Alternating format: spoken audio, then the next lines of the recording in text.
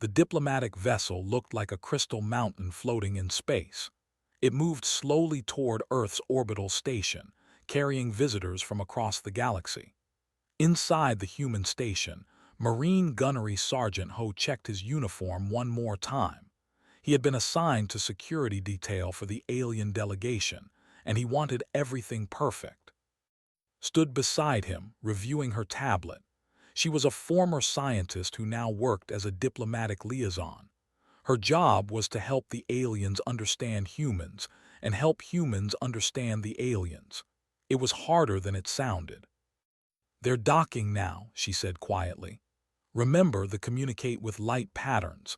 Don't stare directly at them when they're speaking. They are very logical, so don't make jokes, and they are predators, so don't show fear." Ho nodded. He had read all the briefings, but hearing it again helped. The airlock hissed open, and the aliens entered. The first was Ambassador. His body was made of what looked like living crystal, shifting between blue and green colors. Behind him came three, insect-like beings with 6 legs and eyes that reflected light like mirrors. Last came the serpentine creatures that moved like liquid across the floor. Their scales caught the light, and their eyes were cold and calculating. "Welcome to Earth's orbital station," said, bowing slightly. "We are honored by your visit." His body flashed with patterns of light. A small device on his collar translated his words. "We have come to assess humanity's application to join the Galactic Council. We will observe your facilities and your capabilities." The tour began. Ho led them through the station, showing them the docking bays, the living quarters, and the command center. The aliens seemed unimpressed. They had seen thousands of stations across the galaxy. Earth's technology was primitive by their standards. One of the whose name translated as made clicking sounds. "Your weapons are basic. Your ships are slow. Your biology is fragile. Why should the Council accept your species?" Smiled politely. "We may not have the most advanced technology, but we have other strengths. We're adaptable, we're determined, and we form strong bonds." "Bonds?" The security chief spoke for the first time. His voice was like sand sliding over stone. "What use are bonds in warfare?" Before could answer, a small sound came from the security office. A whimper, followed by a yawn. The aliens turned toward the noise, their various sensory organs focusing on the doorway. A puppy stumbled out. Tank was 6 months old, a German shepherd with oversized paws and ears that were too big for his head. He had been sleeping in the corner of the office and had just woken up. He looked around with sleepy eyes, spotted Ho, and tried to run toward him. His legs tangled together and he fell flat on his face. He got up, shook himself, and tried again. They made a sound like rattling metal. It took a moment for Ho to realize it was laughter. "What is this creature?" asked. "This is Tank," Ho said, kneeling down. The puppy reached him and immediately started licking his hand. "He's a military working dog. Well, he will be when he's older. Right now he's still in training." Moved closer, his body coiling as he studied the puppy. "This is a predator," he said, surprised. "I can see the teeth, the claws, but it's an infant. Why do you keep it here?" "We're bonding," Ho explained. He scratched Tank behind the ears. The puppy's tail wagged so hard his entire back half wiggled. "By the time he's fully grown, he'll be my partner. He'll work with me on missions." "Partner?" Colors shifted to something that looked like confusion. "You mean subordinate, a tool?" "No," said firmly. "Partner. Dogs have worked alongside humans for over 30,000 years. They're not tools, they're family." Moved closer, his insect eyes reflecting Tank's image a dozen times. "On my world, juvenile predators are kept isolated until they can hunt on their own. To nurture one, to allow it near you while you sleep, that is dangerous. It could kill you." Ho looked up at the alien. "Tank would never hurt me. We trust each other." "Trust," repeated, tasting the word. "You trust a creature that could easily tear out your throat." "Yes." Ho's voice was simple and certain. He picked up a small rubber ball from his desk and threw it down the corridor. Tank scrambled after it, sliding on the smooth floor. He grabbed the ball in his mouth, proud of his catch, and brought it back to Ho. "Good boy," Ho said warmly, taking the ball and throwing it again. The aliens watched this happen 3 more times. Each time, Tank brought the ball back. Each time, Ho praised him. Each time, the puppy's tail wagged harder. "I don't understand the purpose of this activity," said finally. "The ball is not food. There is no survival benefit. Why does the creature retrieve it?" "Because I asked him to," Ho said. "And because it makes me happy. That's enough for him." His colors flickered rapidly, a sign of deep thought. "Your species has domesticated a predator, made it loyal to you, made it want to please you." "We didn't domesticate them," corrected gently. "We evolved together. Ancient wolves started following human hunters. We shared food, shared shelter. Over thousands of years, we became partners. They're not our slaves, they're our friends." Made a sound like wind through rocks. On his world, there were apex predators. They had no partners, only prey. The idea of bonding with another species, especially a predator, was alien to him. "And you claim this infant will be useful in combat?" Ho stood up, Tank sitting obediently at his feet. "When he's fully trained, yes. He'll be able to track scents across miles. He'll detect explosives and weapons. He'll protect me in combat.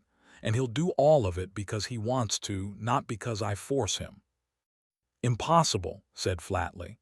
"A creature cannot be trained to act against its survival instincts. When faced with true danger, it will flee or freeze. That is universal among intelligent species." "Then you don't know dogs," Ho said with a slight smile. He looked down at Tank, who was now chewing on his own foot. "Give him time." The tour continued, but the aliens kept glancing back at the security office where Tank had returned to his nap. They had seen many strange things in the galaxy, but this was different. This was a species that had turned a predator into a companion, a species that trusted with their lives creatures that could kill them in their sleep. As they returned to their vessel, spoke to privately. "The humans are either very foolish or very brave. I cannot decide which." His colors shifted to deep purple, a sign of uncertainty. "Perhaps they are both, or perhaps they understand something we do not." In the security office, Ho sat on the floor with Tank sprawled across his lap. The puppy was snoring softly. Ho ran his hand through the soft fur and smiled. Tomorrow, the aliens would see what humans and dogs could really do together. Tomorrow, they would understand. The shuttle descended through Earth's atmosphere, carrying the alien delegation toward California. Sat across from Ambassador, watching the clouds stream past the windows. Beside her, Ho was quiet, his hand resting on Tank's head. The puppy was wearing a small vest that marked him as a working dog in training. "This demonstration you have arranged," said, his serpentine body coiled in a specially designed seat. "What exactly will we see?"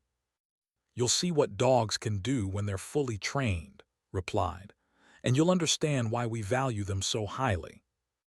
The marine training facility sprawled across several acres of land. Obstacle courses, training buildings, and kennels dotted the landscape. As the shuttle landed, could hear dogs barking in the distance. The sound made Tank's ears perk up. Staff Sergeant was waiting for them on the landing pad. He was a compact man with weathered skin and kind eyes. Behind him stood 5 handlers, each with a dog sitting calmly at their side. Belgian, German shepherds, and Dutch shepherds, all in peak condition. "Welcome," said, bowing to the delegation. "I'm the kennel master here. These are some of our best working dogs and their handlers." The aliens approached cautiously. The dogs didn't move, but their eyes tracked every motion. Mechanical sensors extended from his body, scanning the animals. "Impressive muscle structure," he noted. "Efficient design for pursuit and combat, but not exceptional by galactic standards. The hunting beasts are larger and stronger." "Size isn't everything," said with a slight smile. "Let me show you what these dogs can do." The first demonstration was scent detection. One handler, a woman named Yang, walked with her German shepherd to a field where several boxes were arranged. "Watch," she said simply. She gave a hand signal and the dog began moving between the boxes. At the third box, the dog sat down and looked at Yang. "That box contains explosive materials," Yang explained. "Hidden under false panels and wrapped in materials designed to block scent. My dog found it in less than 30 seconds. Colors shifted to bright yellow, indicating interest. "You have electronic scanners that can do the same task." "Yes," Yang agreed. "But scanners can be fooled or jammed. Dogs can't, and dogs can work in places where we can't bring heavy equipment." The next demonstration showed tracking. A volunteer from the base ran into the woods and hid. 5 minutes later, a Belgian was given a scent article and released. The dog disappeared into the trees. 3 minutes after that, the handler's radio crackled. "Target located." Calculated quickly. The distance covered, the terrain complexity, the time elapsed. Impressive efficiency. But again, we have drones that can perform the same function. "Can your drones work in an electromagnetic storm?" asked. "Can they operate if all your technology fails?" Dogs don't need power supplies or repairs. They just need food, water, and purpose. The final demonstration was protection work. A handler stood in an open area while a person in a heavily padded suit approached, pretending to attack. Before the attacker could get close, the handler gave a single command. The dog exploded into motion, covering 20 meters in seconds. It launched itself at the padded arm, teeth locking on with tremendous force. The attacker tried to shake the dog off, but it was impossible. The dog held on until the handler called it off. Immediately, the dog released and returned, sitting calmly at the handler's side. Had moved closer during this demonstration, his body tense. "The creature could have continued the attack," he said. "It had the advantage. Why did it stop?" "Because I told it to," the handler said. He reached down and stroked the dog's head. "Control is just as important as aggression." "But how?" pressed. "How do you make a predator stop in the middle of an attack? Every instinct should drive it to finish the kill." "Training," said. "But more than that, trust. The dog trusts that I know what I'm doing. It trusts that if I say stop, there's a good reason. That trust goes both ways." During a break, Tank escaped from where Ho had left him in a small kennel. The latch hadn't been properly secured, and the curious puppy pushed his way out. He trotted toward the alien delegation, his tail wagging. Saw the puppy coming and tensed. His hand moved toward the plasma weapon on his belt. On his world, an approaching predator, even a young one, was a threat. Ho saw the movement but didn't rush forward. "It's okay," he called out calmly. "He just wants to say hello." Tank reached and tried to jump up against his coiled body. The alien was too tall, so Tank jumped and missed, landing awkwardly. His legs tangled and he rolled twice before ending up on his back. His tongue hung out and his tail wagged against the ground. Couldn't help but laugh. "He wants you to pet him," she explained to the startled. Pet looked at the word like it might be dangerous. "Rub his belly," said. "Touch him gently, it's a sign of affection." Slowly, cautiously, extended a clawed hand and touched Tank's stomach. The puppy's tail wagged harder, pulled his hand back quickly, as if he'd been burned. "It enjoys that?" they asked, confused. "Yes," Ho said, walking over and scooping up the puppy. "Dogs are social animals. They like physical contact with their pack members, and right now, Tank thinks you might be part of his pack." Observed all of this with his crystalline body shifting through different colors. "This is unprecedented," he said too. "A predator species that seeks affection from potential threats, that trusts so easily." "Inefficient," responded. "Such trust could be exploited. The creature would be vulnerable to betrayal." "Maybe," said, having overheard. "But that trust is also their greatest strength. Because they trust us, they'll do things no machine ever would.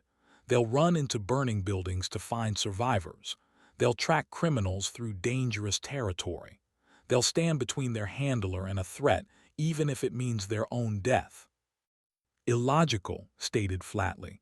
Self-preservation is the first law of survival. Stepped forward, his expression serious. Dogs don't see it that way. For them, the pack is everything. Protecting the pack is more important than protecting themselves. It's been bred into them over thousands of years. It's who they are. The delegation watched as handlers worked with their dogs, running through obstacle courses and training exercises. What struck the aliens wasn't the dogs' physical abilities. It was their enthusiasm. Every dog worked with joy, with eagerness. They weren't forced or coerced. They wanted to work. They lived for it. As the day ended and they returned to the shuttle, spoke to. The humans have created a resource that is unique in the galaxy. A biological entity that serves not from programming or instinct, but from loyalty. Do you understand loyalty? Asked. Insect eyes reflected light. I understand logic and function. Loyalty is neither. Exactly, said, his colors dimming to dark blue. And that is why we don't understand humans at all. In the facility, Ho put Tank back in the kennel, making sure the latch was secure this time. The puppy curled up immediately, exhausted from his adventure. Soon, Ho whispered to him, soon you'll be ready to show them what you can really do. Tank's tail thumped once against the floor, and then he was asleep. The planet 442b looked beautiful from orbit. Blue oceans, green continents, white clouds. But Lieutenant Wu Jin knew that beauty could be deadly. He had read the reports. Category 4 environment meant the air was breathable, but the wildlife was dangerous. Very dangerous. The Council wanted to observe how humans handled hostile territory. Several species were establishing colonies on this world, and they wanted to see if humans could survive here. Wu Jin's Marine Reconnaissance Unit had been chosen for the mission. Ho stood beside him as their shuttle descended. Tank sat between Ho's feet, now 7 months old. The puppy had grown considerably, though he was still lanky and uncoordinated. His paws were huge, promising a large adult size. You know, bringing him was against regulations, Wu Jin said quietly. I know, Ho replied, but Command looked the other way. They want the aliens to see what dogs can do in real conditions. And another diplomat named Bin sat across from them. Bin was nervous, her first time on a frontier world. Had been briefing her for days, but nothing prepared someone for actual danger. The alien delegation had their own shuttle, ambassador, and would observe from a safe distance. They had their own security, their own weapons. They expected the humans to fail. The camp was established on the second day. Prefabricated walls, sensor equipment, and heavy weapons emplacements.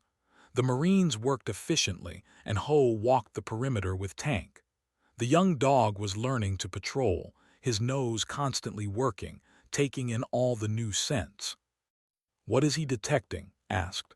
The hat approached silently, his 6 legs moving without sound. Everything, Ho said. He can smell the different plants, the animals in the distance, even the change in the wind. His nose is telling him more about this environment than any of our sensors. Interesting, admitted, but can he identify threats? We'll find out, Ho said. On the 3rd day, the threat found them. It came during the afternoon when the heat made everyone slower. The creature was massive, nearly 600 kilograms of muscle and rage. The colonists called it a render beast. It looked like someone had crossed a bear with a Komodo dragon and made it angrier. Its scales were thick, its claws were long, and its teeth could crush bone. The perimeter alarm sounded. Marines grabbed weapons and ran to their positions. Wu Jin shouted orders, organizing the defense. The render beast crashed through the undergrowth, moving faster than something that size should be able to move. Bin had been outside the perimeter, collecting plant samples. She heard the alarm and ran for the camp, but the clearing was wide. 30 meters of open ground separated her from safety. The render beast saw her, changed direction, charged. Bin screamed. Ho saw it all happen. Saw Bin running, saw the beast closing the distance, saw that she wouldn't make it. Protocol said to get to safety, let the heavy weapons handle it. Protocol said a lot of things. Ho didn't think. He pointed at the render beast and shouted one command. Tank sick 'em. The 7-month-old puppy, barely 30 kilograms, launched himself at a creature 20 times his weight. Time seemed to slow down. The Marines turned to watch. The alien stood frozen in disbelief. Bin kept running, not knowing what was happening behind her. Tank didn't attack like a trained military dog. He was too young, too inexperienced. But he had been bred from generations of working dogs, and something in his genes remembered how to fight. He went for the legs first, darting in fast and snapping at the render beast's ankles. His puppy teeth found flesh between the scales. The render beast roared and turned, trying to catch this small attacker. Tank danced away, then lunged in again from a different angle. He was too fast for the massive creature to track, too small to make an easy target. The beast swung its clawed arm and Tank jumped, not high enough.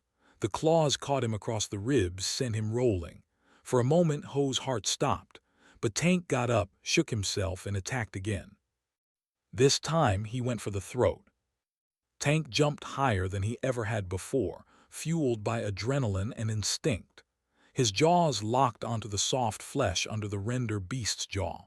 He didn't have the weight to bring the creature down, but he had courage. And he had teeth. The render beast panicked. It thrashed and roared, trying to shake off the dog. Tank held on.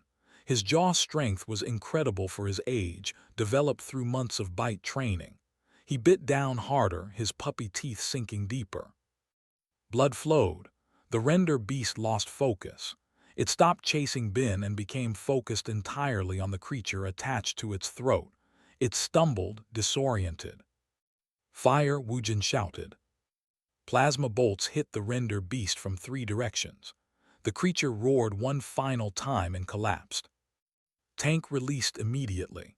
He trotted back to Ho, sat down and looked up at his handler. His tail was wagging.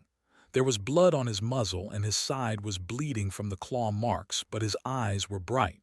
He was waiting for praise. Ho dropped to his knees and wrapped his arms around the puppy. Good boy, he whispered, his voice shaking. Such a good boy, you brave, stupid, wonderful dog. Tank licked his face, his tail wagging harder. The clearing was silent except for heavy breathing.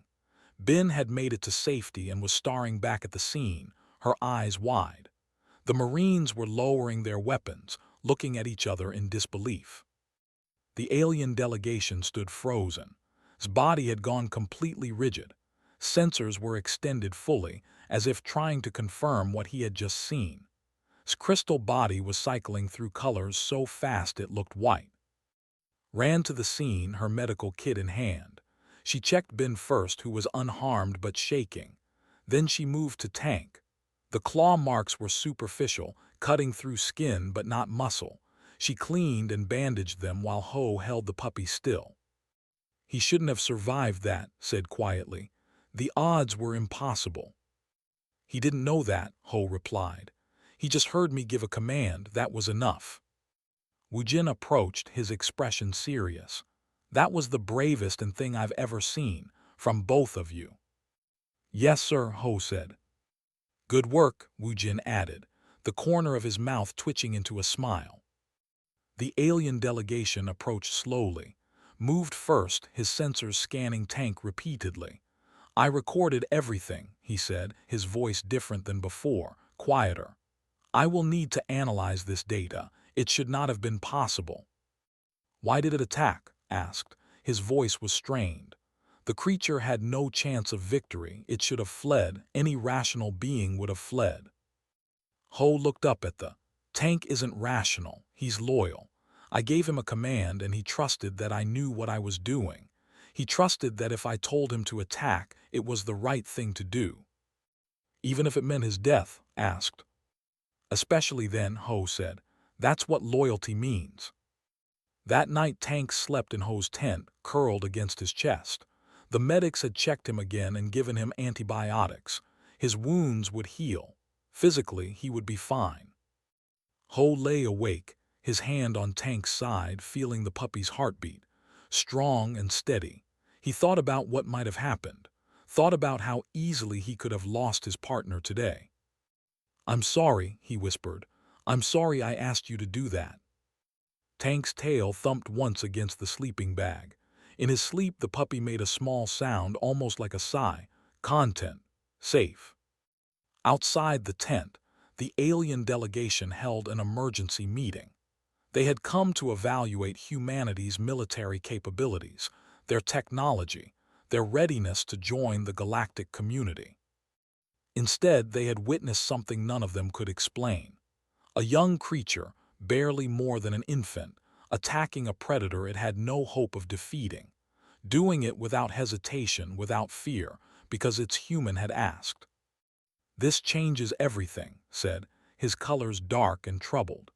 "If humans can inspire this level of loyalty in other species, if they can create bonds this strong, what else are they capable of?" No one had an answer. The Council's vessel orbited 442b in silence. Inside the main chamber, 3 species tried to make sense of what they had witnessed.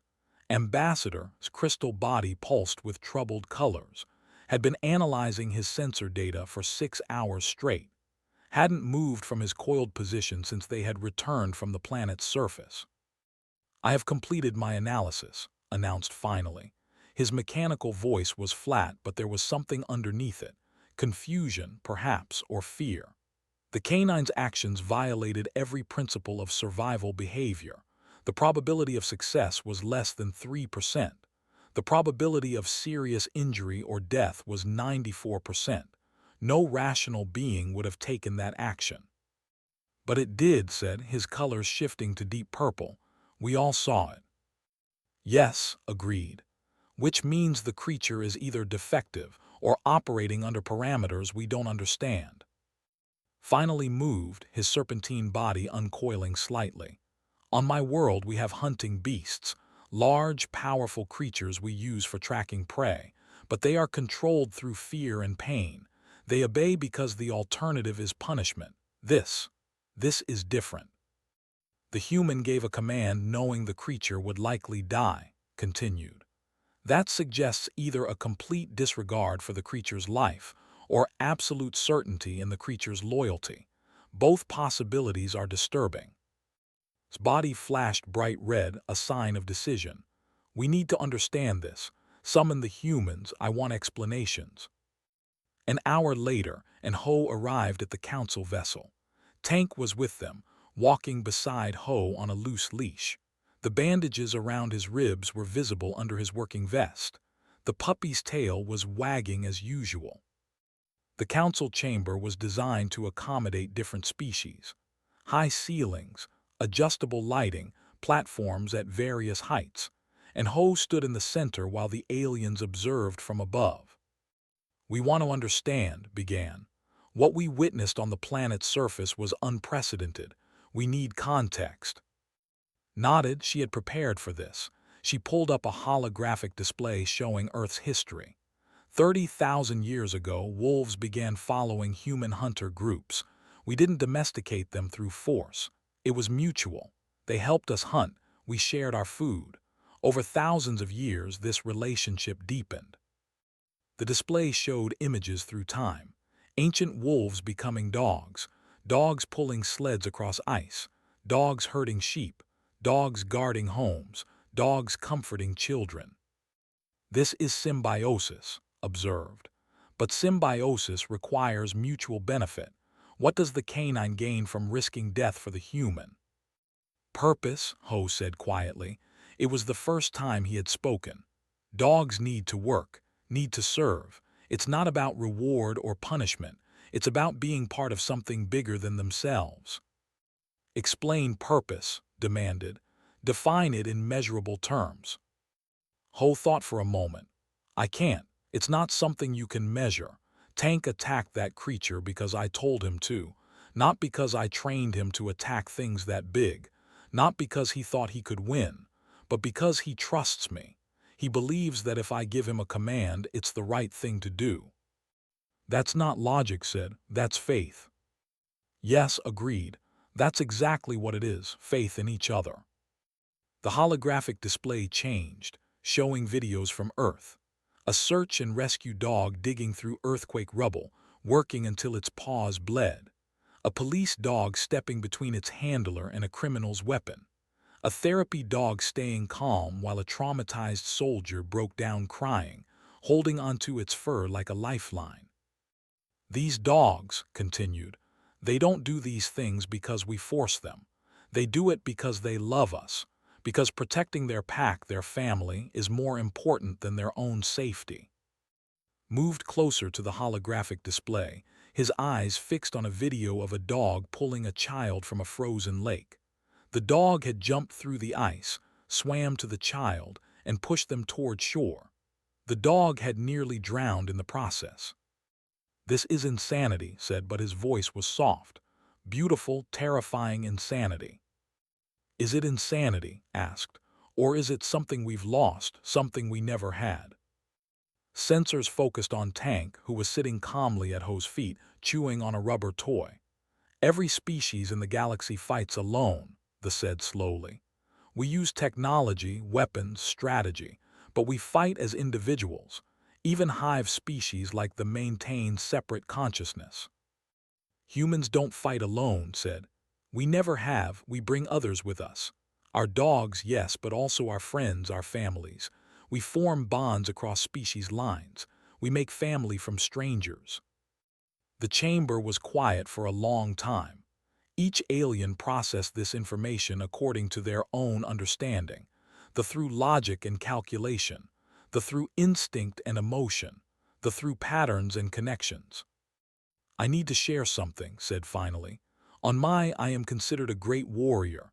I have hunted alone across 3 continents. I have defeated opponents twice my size. I take pride in my independence, my strength. He paused, his body coiling.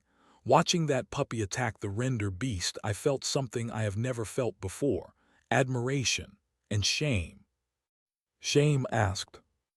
Because I realize that creature, that infant predator, has more courage than I do.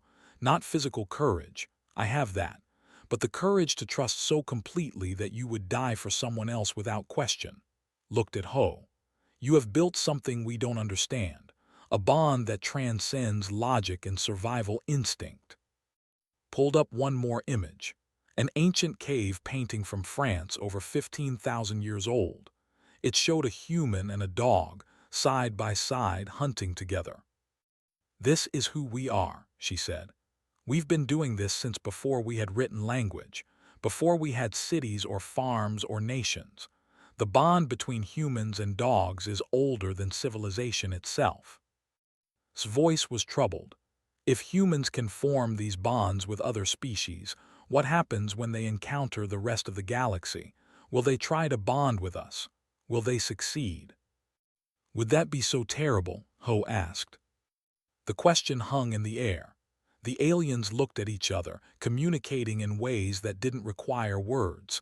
Light patterns from, chemical signals from, body language from.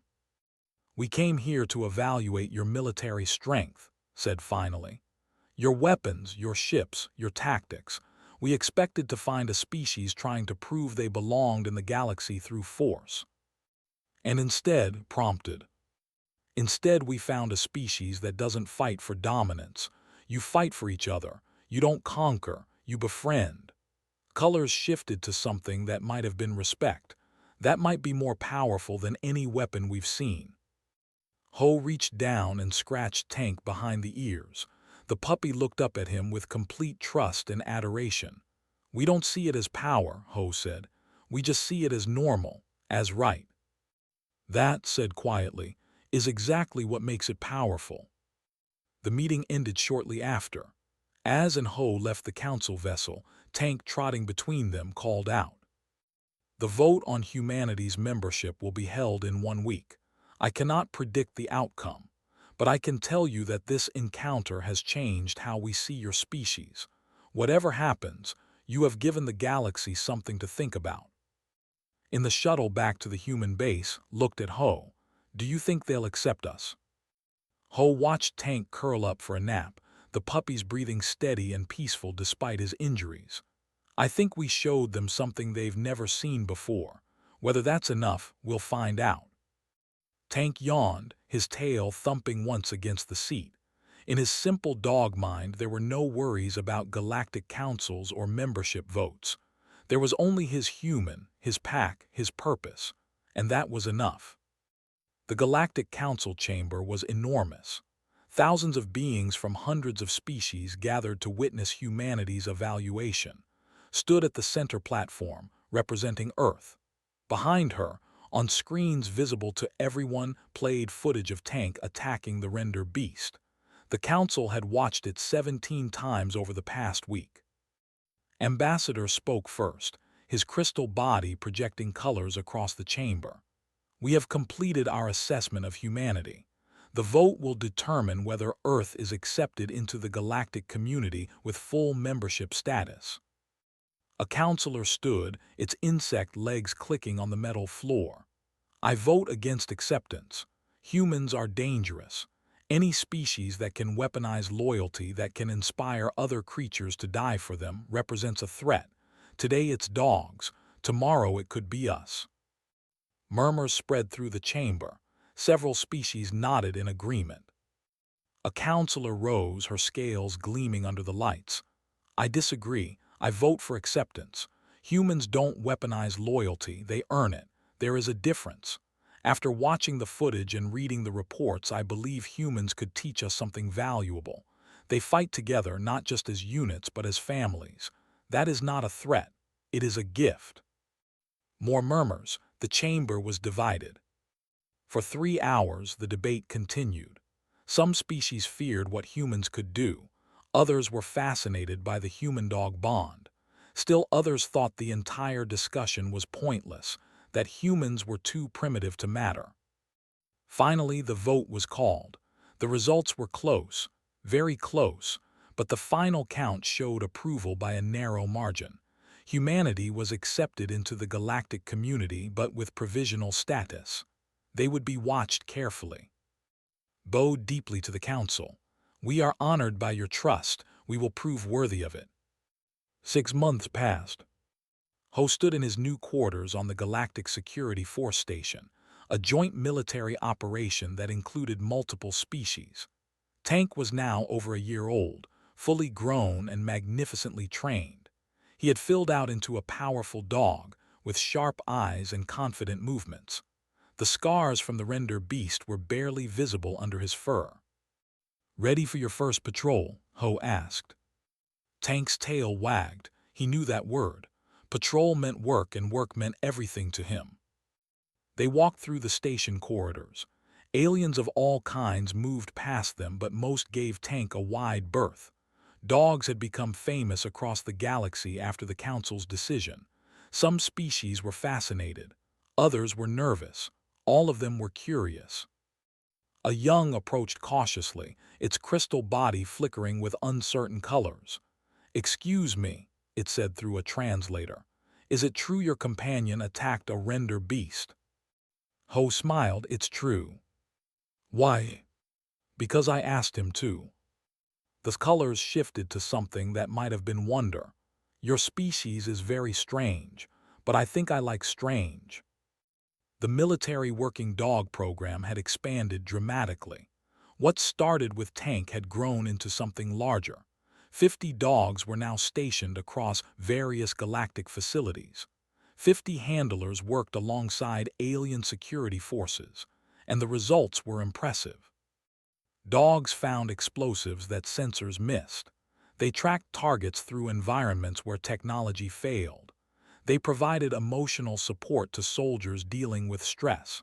And most importantly, they built bridges between species. Ho had watched it happen. Aliens who had never touched another living being for pleasure learning to pet dogs. Species that fought alone for beginning to understand the concept of partnership. It was slow, but it was happening. In the station's training facility, Ho found Staff Sergeant Haywon working with her Belgian. Hay-1 had transferred from Earth 3 months ago, one of the first handlers assigned to the Galactic program. Her dog, a female named Storm, was demonstrating scent detection for a group of observers. "How's it going?" Ho asked. Hay-1 grinned. "They're starting to get it. One of them even asked if they could try giving Storm a command. I said yes, and Storm followed it perfectly. You should have seen this face. Well, as much as they have faces." Ambassador had requested a meeting with Ho. They met in an observation lounge overlooking the station's central hub. Colors were calm, cycling through blues and greens. "I wanted to thank you," the ambassador said. "When we first came to Earth, I thought humans were naive, optimistic fools who didn't understand how harsh the galaxy could be." "And now?" Ho asked. "Now I think we were the naive ones. We built our civilizations on logic and strength. We measured species by their technology and their military power. But humans measured themselves differently, by their bonds, by their loyalty, by their ability to inspire others." Gestured toward the hub below, where a security officer was working alongside a human handler and their dog. Who would have considered such partnership impossible 6 months ago was learning hand signals. "You're changing the galaxy," said. "Slowly, but definitely. More species are asking about the dog program. Some want to establish similar programs with creatures from their own worlds. The concept of working animals is spreading." "That's good," Ho said. "Is it?" Colors shifted to concerned orange. "Some council members are worried. They say humans are too influential, too quick to form alliances. They fear what might happen if humans continue to spread their philosophy of cooperation."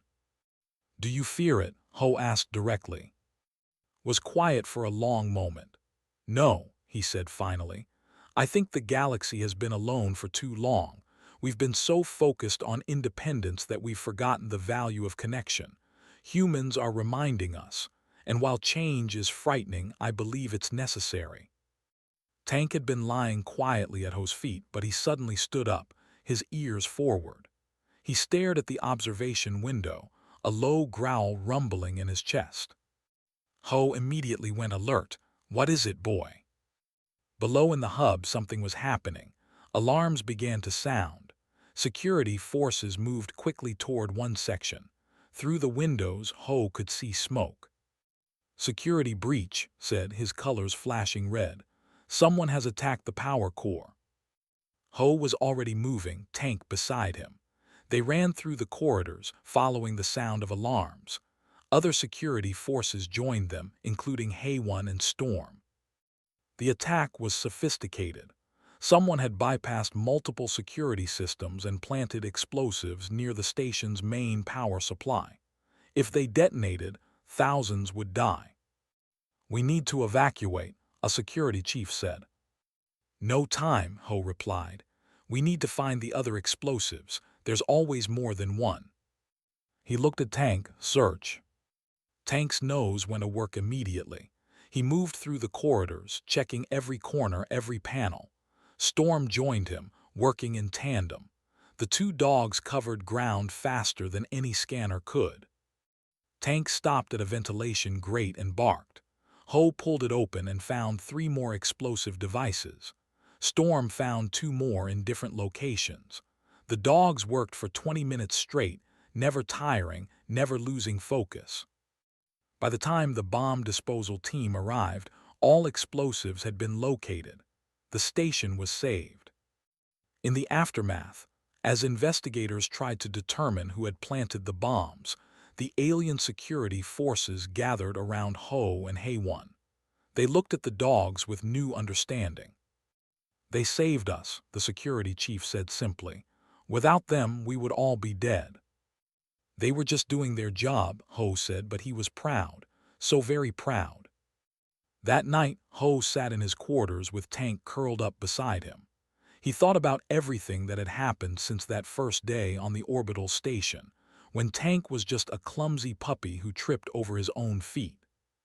The galaxy was beginning to understand what humans had known for 30,000 years. That strength wasn't just about weapons or technology. Real strength came from the bonds you formed, the loyalty you inspired, the family you built. Tank shifted in his sleep, his paw twitching as he dreamed. Ho wondered what dogs dreamed about. Chasing balls, probably, running through fields, maybe even fighting render beasts. A message came through on his terminal. It was from Earth, from the Military Working Dog Program headquarters. They wanted to expand the program. 100 more dogs, 200 more. The galaxy was asking for them faster than they could be trained. Ho smiled. He pulled up the footage that had been shown to the council the moment Tank attacked the render beast. He watched it again, seeing not just courage but trust. Perfect, absolute trust. "You changed everything, buddy," he whispered to the sleeping dog. "You showed them what we've always known, that the best weapon isn't the one you carry. It's the one that chooses to stand beside you." Tank's tail thumped once in his sleep, and Ho laughed softly. Some things never changed. Dogs would always be dogs, loyal, brave, and forever ready to follow their humans into whatever came next.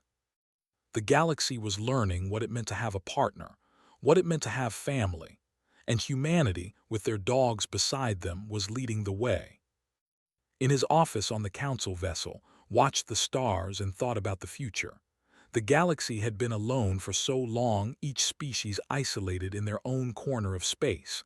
But humans were changing that, one bond at a time, one dog at a time. It was terrifying, it was wonderful, and realized that the galaxy would never be the same again. Humans had arrived, and they had brought their philosophy of loyalty, partnership, and love with them. The ambassador's body cycled through every color in his spectrum, a sign of profound emotion. He had come to Earth expecting to find a primitive species. Instead, he had found teachers, and the lesson they taught was simple. No one should have to face the universe alone.